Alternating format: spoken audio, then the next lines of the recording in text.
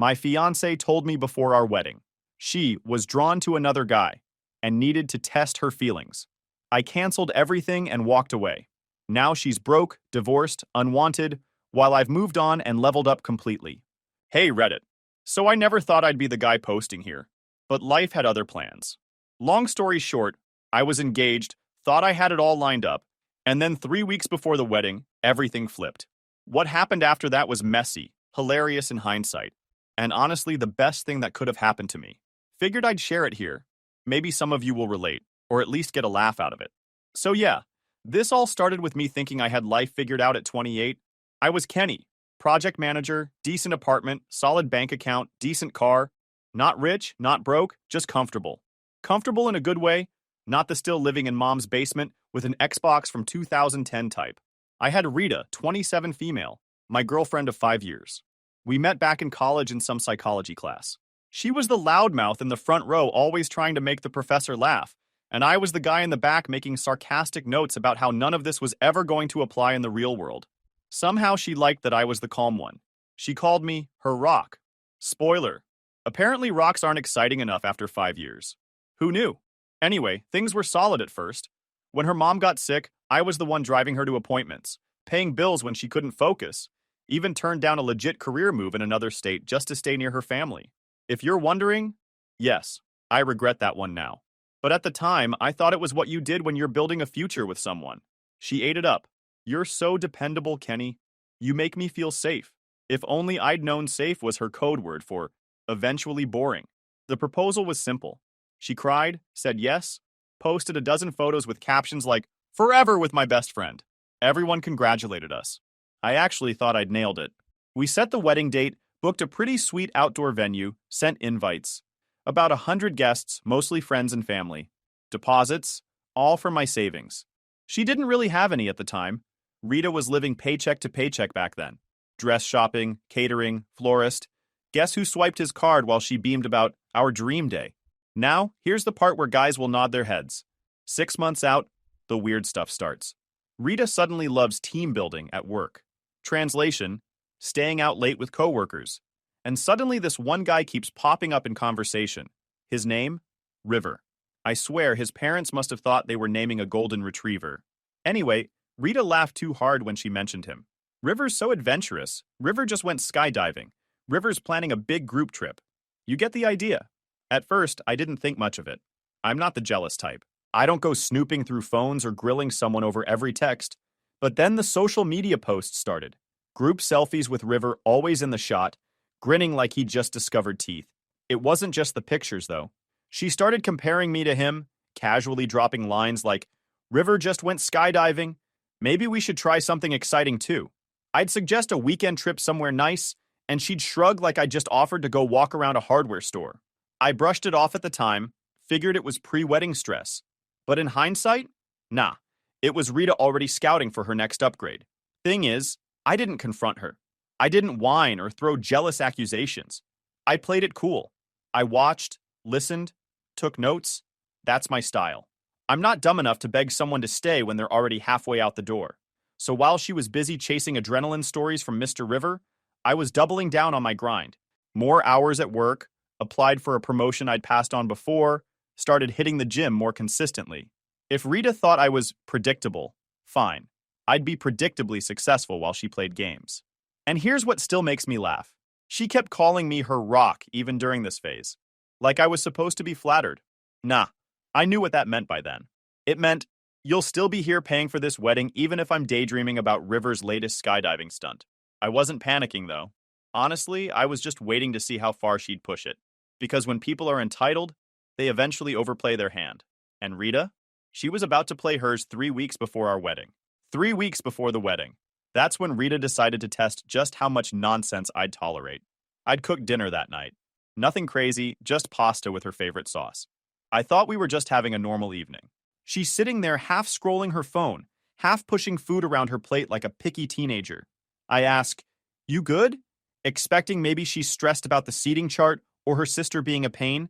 Instead, she puts her fork down, crosses her arms, and hits me with, "Kenny, we need to talk."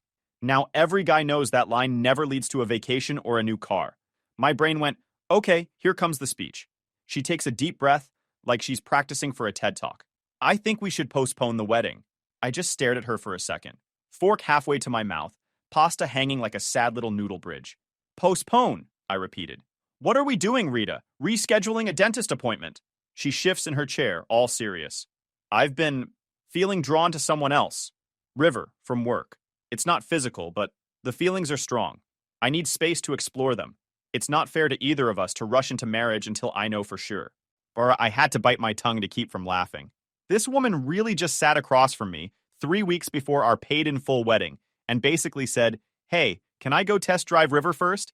If it doesn't work out, we can reschedule our happily ever after for a later date. I set my fork down nice and slow. So let me get this straight. You want to keep me on the bench while you go see if River can dunk. And if he can't, you'll come back and let me play again? Her eyes narrowed, like I wasn't taking her midlife crisis at 27 seriously. Don't make this dramatic, Kenny. This is about my growth. You've been great, steady, reliable, but River makes me feel alive. He challenges me. With you, it's just safe. That word again. Safe. She said it like it was an insult. Meanwhile, who do you think kept the lights on? Who bailed her out of credit card debt twice? Who turned down a job in another state because she didn't want to move? But apparently that's a safe. And River's karaoke nights are growth. I leaned back, arms crossed, and smirked. So, basically, you're trading in a house with a roof for a tent in the woods because it feels more adventurous. Got it. She rolled her eyes. You're twisting my words. You should thank me for being honest. Most women would just cheat. At least I'm giving you the truth before the wedding. Oh, thank you, Saint Rita, I shot back.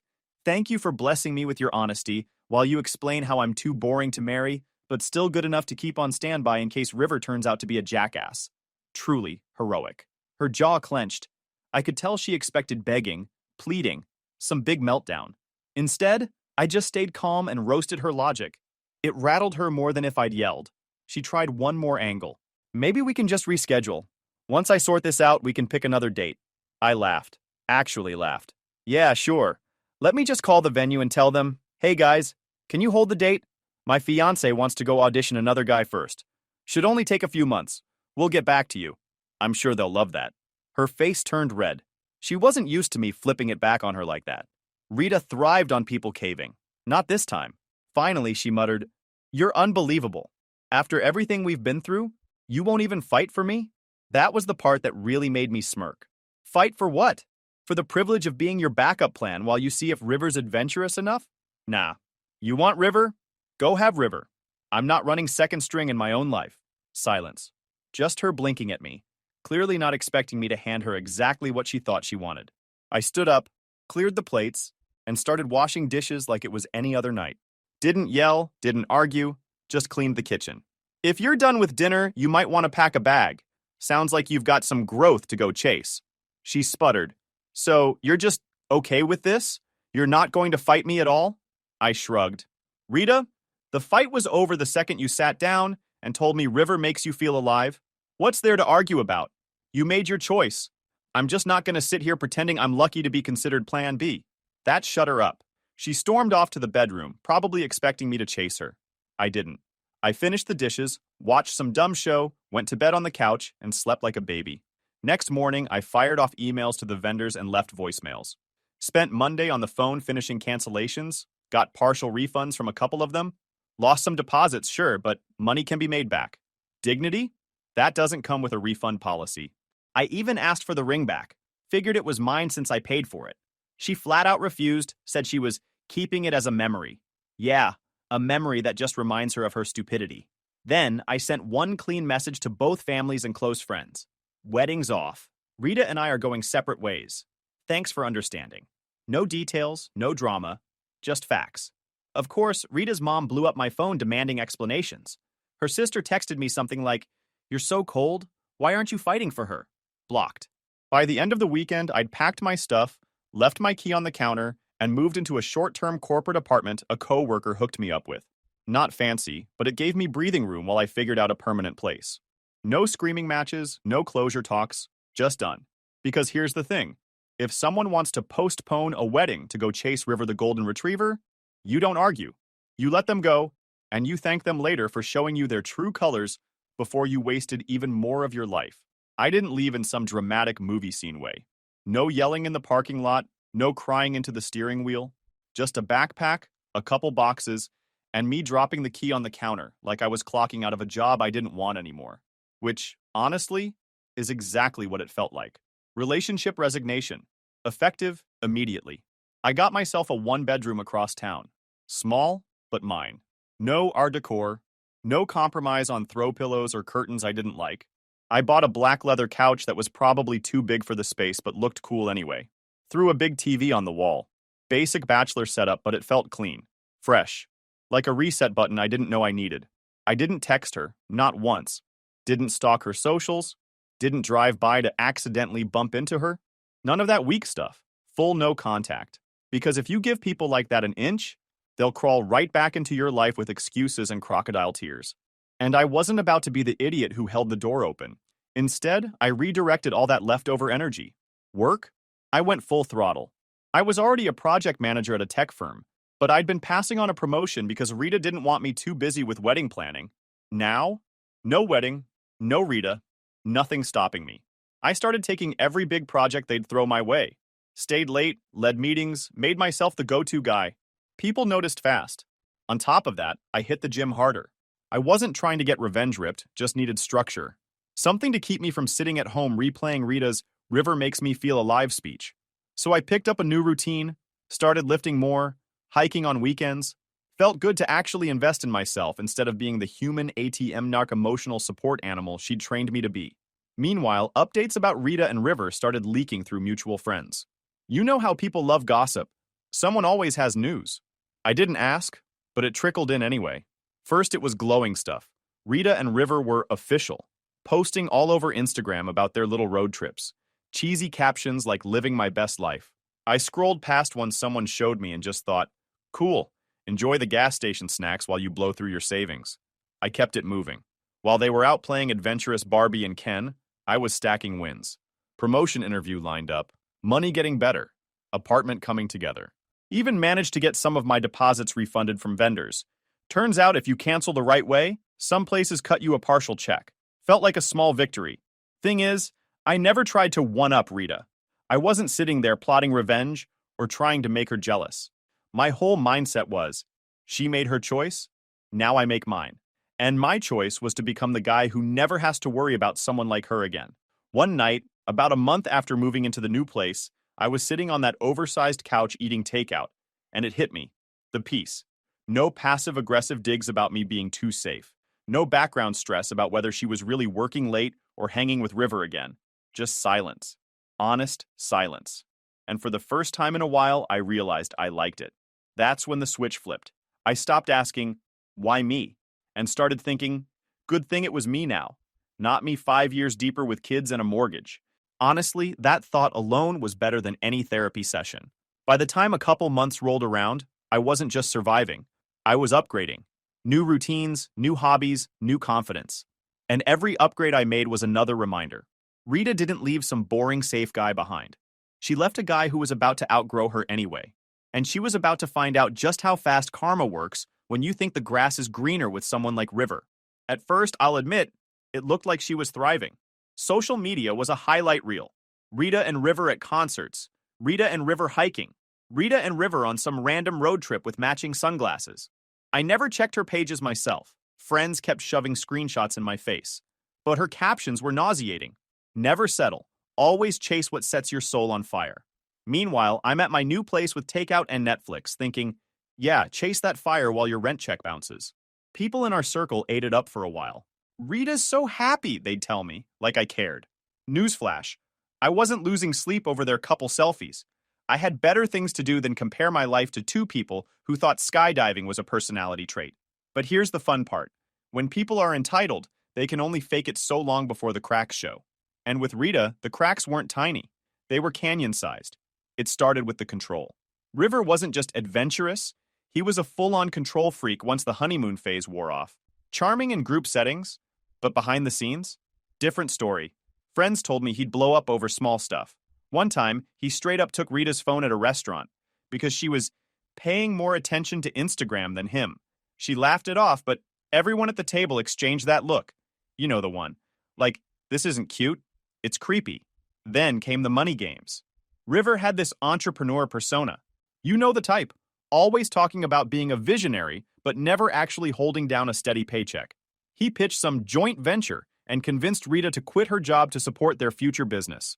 Translation: he wanted her savings account, and she fell for it, hook, line, and sinker. She poured what little savings she'd scraped together after we split into his half-baked idea. Nothing came of it. We're talking her only money down the drain, zero return. Worse, when she ditched our old apartment, she signed the new lease with River under her name. He even put all the bills on her too. Electric, internet, everything. Smart move on his part, I guess. She was basically his financial shield while he played entrepreneur on LinkedIn. And while she was busy bankrolling his dreams, River was busy, well, being River. Turns out his definition of adventure included seeing other women. A buddy of mine who worked in the same office said River was shameless about it, flirting with coworkers, sneaking off during lunch breaks, even getting caught making out with a girl from accounting at a company happy hour. Not rumors. Actual caught in the act stuff. What did Rita do? Instead of packing her bags, she doubled down. Classic. Like if she admitted failure, the whole follow your heart narrative would collapse. 6 months after leaving me, she rushed into a courthouse wedding with him. No flowers, no venue, just a quick, I do, like she was proving something. Probably thought it made her rebound look serious. Spoiler, it didn't. Reality slapped her quick. The fights got worse, the money dried up, and River's cheating wasn't exactly a secret. He'd stay out all night, come home broke, and somehow flip it so she was the problem, because she wasn't supporting his vision. Classic gaslight routine. Within a year, the whole thing tanked. Around the 9-month mark, River bailed. Just disappeared one day. A few months later, the divorce papers hit. By then, she was buried in debt, overdue bills, and an eviction notice. No savings, no job, no backup plan.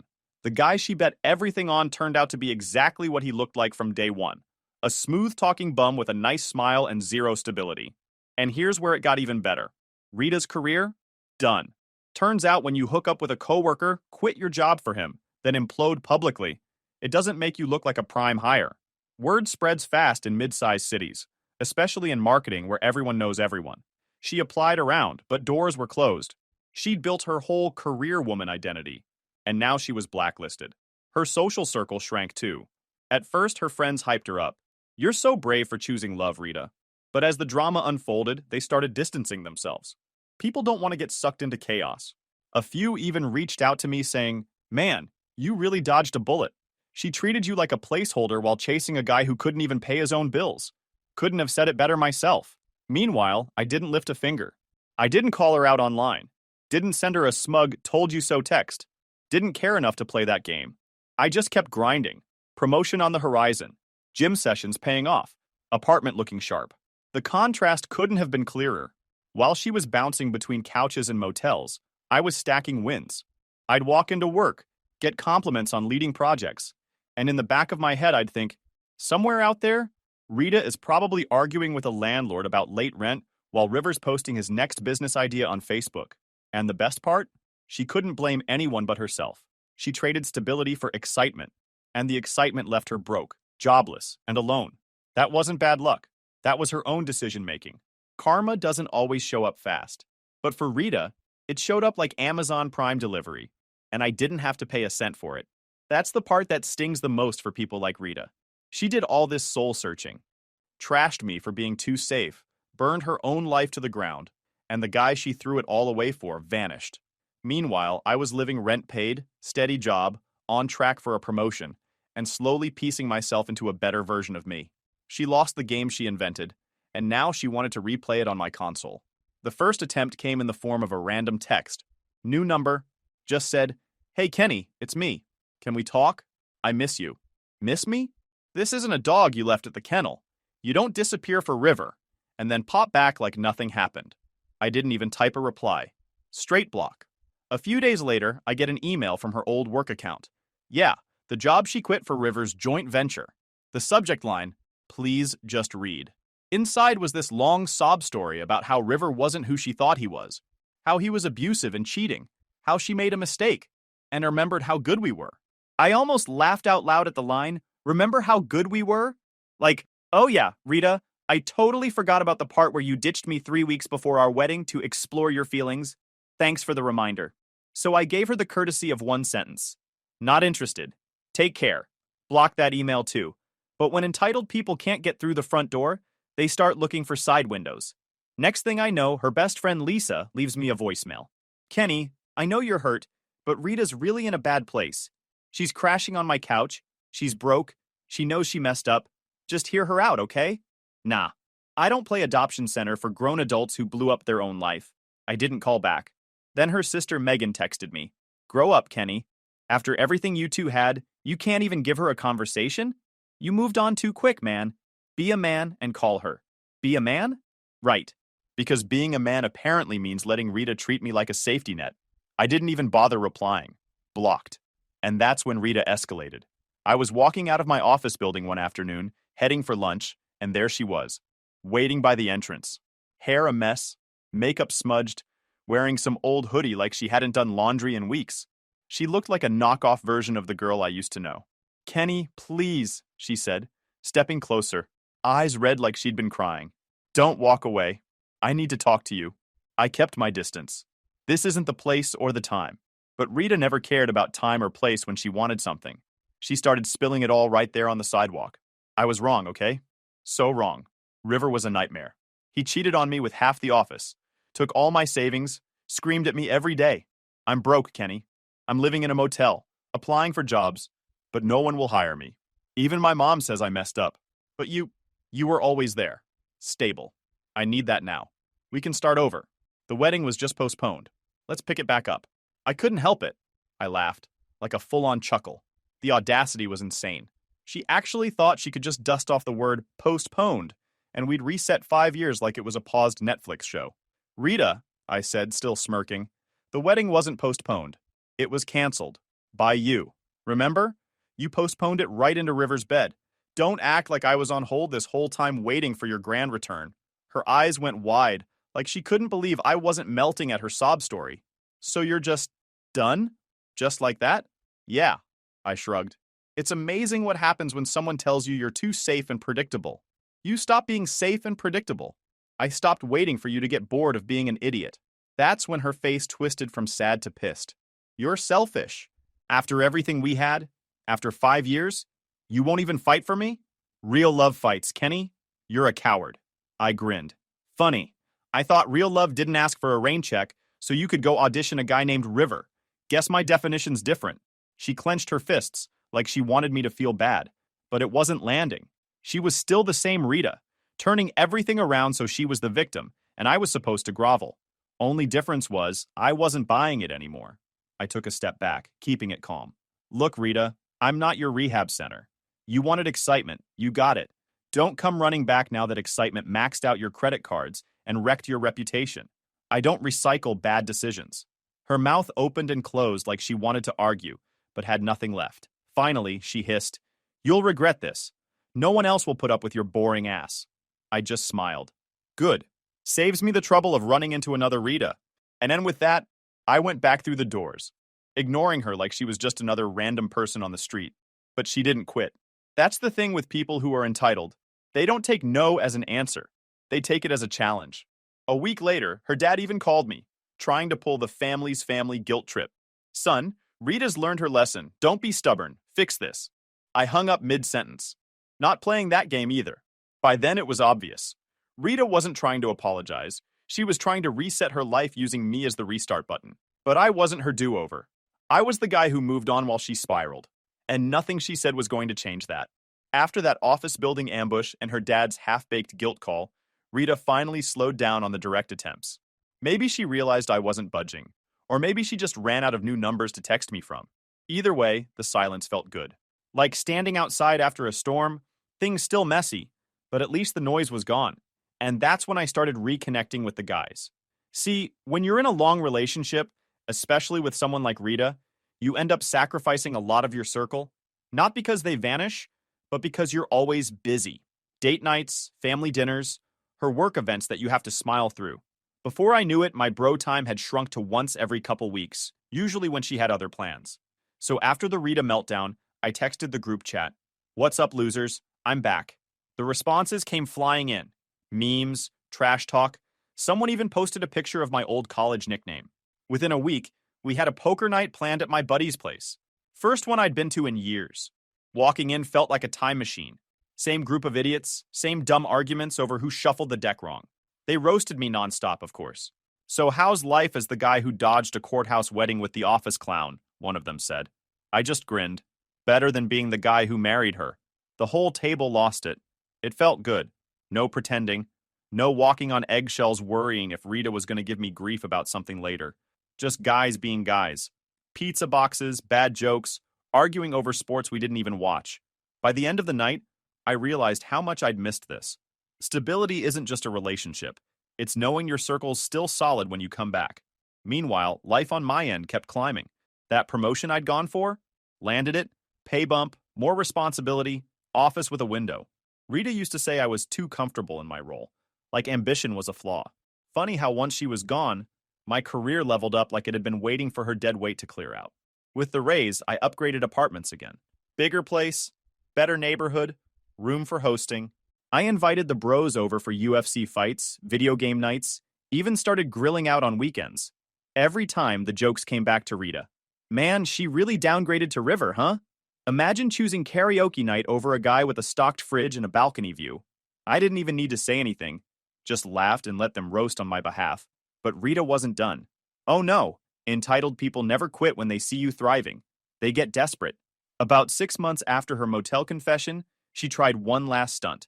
I got an email from some new account with the subject line, "A sign we should try again." Against my better judgment, I opened it. Inside was a photo of the engagement ring I'd bought her, the one I figured she pawned for gas money by now. She wrote, "I kept it because it still means something. I know I don't deserve another chance, but maybe this is the universe telling us we should start over." I stared at the screen and just shook my head. The universe? No, Rita. The universe wasn't telling us to start over. The universe was telling me I dodged a lifetime subscription to your drama. I replied with one line, "Pawn it. You need the rent money more than I need a reminder." Then I blocked the email. And that was the last time I let her words even hit my inbox. By then, my life was unrecognizable from the wreckage she left me in. Career on the rise, bank account healthier than ever, bros back in my corner, weekends filled with stuff I actually wanted to do. No nagging about being predictable, no walking on eggshells, no waiting for the other shoe to drop. Just me living how I should have been living all along. What made it even sweeter was the contrast.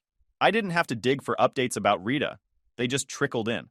A friend ran into her working a short-term gig and said she looked drained, like life had aged her 5 years in one. Another said she was couch surfing again after getting kicked out of her motel. Everyone knew the River situation was a disaster, and by then, even the people who used to hype her up had stopped defending her. It wasn't just that she fell, it's that everyone saw it. Everyone who once told me I was lucky to have her now knew she'd torched her own life. And me? I was the guy who came out clean. I remember one night sitting on the balcony with the guys, beer cans clinking on the table, city lights in the background. One of them looked at me and said, "Crazy how she called you boring. But now you're the one with the good job, good place, and good people around you. She's out there begging for help. Who's boring now?" I just grinned. Guess safe and predictable pays the bills. That's the thing Rita never understood. Stability isn't boring. It's power. It's building something that doesn't collapse. The second life gets messy. She wanted fireworks, but fireworks burn out fast. I built something steady, and when she tried to crawl back, it was too late. I wasn't her backup plan. I was her lesson. Life settled into a new rhythm after that. Work was steady, my circle was solid, weekends with the bros were back, and Rita was nothing more than an occasional rumor I'd hear through someone else. Honestly, I figured that was it. Her chaos would just fade into the background while I kept moving forward. But life has a way of throwing in one last encore. For me, it came at Tom's wedding. Tom had been in our friend group since college. Good dude, solid guy. About a year after everything with Rita blew up, he and his fiancée booked this outdoor venue. Funny enough, the same one Rita and I had originally reserved. When the invite hit my mailbox, I laughed. Of course, full circle. I RSVP'd yes without hesitation. On the day of, I rolled up in a sharp suit, couple of the guys with me, feeling like $1,000,000. We grabbed drinks, found our seats, cracked jokes about who was most likely to cry during the vows. Everything was smooth. Then I saw her. Across the lawn, standing awkwardly by the bar, was Rita. Thinner, stressed looking, eyes darting around like she didn't belong. Turns out she got a last-minute invite through some lingering tie with Tom's fiancée. My stomach didn't drop or anything. If anything, I felt amused. Like, of course she'd find a way to crash my victory lap. I ignored her through the ceremony, focused on Tom, the vows, the cheers. But at the reception, I felt her eyes on me. Sure enough, halfway through dinner, she made a beeline my way. "Kenny," she said, voice low, almost shaky. "Can we talk?" I sighed, set my drink down, and stepped aside. Might as well let her embarrass herself one more time. She launched right into it. Seeing all this, it kills me. This could have been us. We had everything, and I threw it away. River's gone, walked out at 9 months, divorce finalized a few months after, and he left me with nothing. I've got no job, no home, barely any friends. Everyone's ghosting me because they know what I did to you. And I realize now, you were my everything. Please, Kenny, let's start over. I'll change. I looked at her, calm as ever. Same old Rita, everything framed around her loss, her struggles, her pain. Not once did she acknowledge what she did to me. No real apology, just desperation dressed up as regret. "Rita," I said, keeping my voice level, "that chapter's closed. You left me to go chase fireworks and you got burned. That's on you. I'm not reopening the book." Her face twisted. "How can you be so indifferent? After 5 years? After everything we had?" "Easy," I said, smirking. "You taught me to prioritize myself. That's the only gift you ever gave me. So thanks for the lesson. I'm doing great now."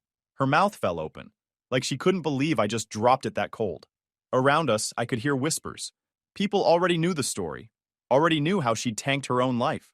She looked small, standing there while the whole room buzzed with quiet judgment. "You'll regret this," she muttered finally, voice cracking. "No one else will ever love you like I did." I chuckled. "That's the point, Rita." Then I turned, walked back to my table, and clinked glasses with the guys like nothing happened. She didn't follow. She didn't cause a scene. She just stood there for a minute, then slipped out early. By the time dessert came, she was gone. That was the last time I saw her. No more texts, no more emails, no more desperate calls from her family, just silence. And honestly, it was perfect, because at the end of the day, the real win wasn't roasting her or watching her spiral. The real win was that I got my peace back. I got my life back. And she was nothing more than a cautionary tale people whispered about over drinks. So yeah, Rita thought she was postponing our wedding to go find herself. What she really postponed was her own downfall.